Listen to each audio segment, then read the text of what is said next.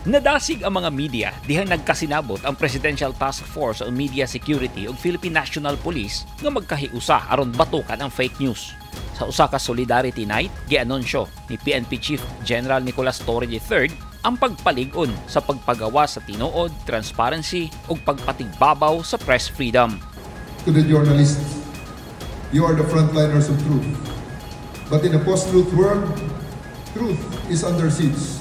It is manipulated, edited, cropped and twisted and manufactured into fabricated contents.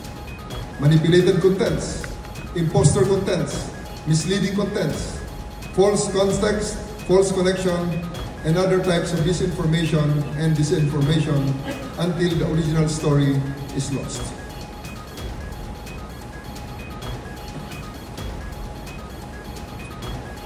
As your Chief PNP, I am here not only to extend our hand in friendship, but to strengthen our alliance for truth, transparency, and press freedom.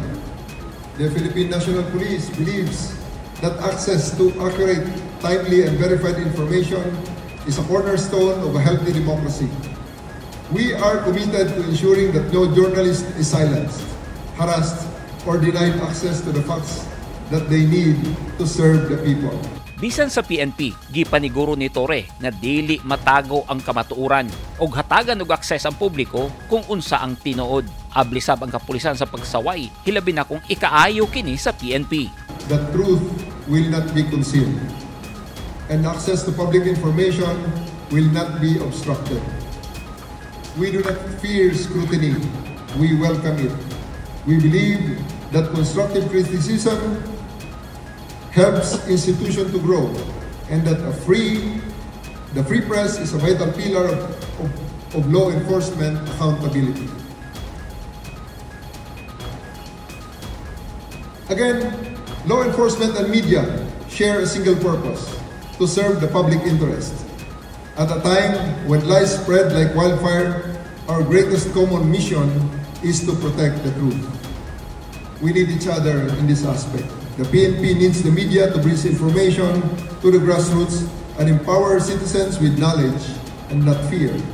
Facts, not propaganda.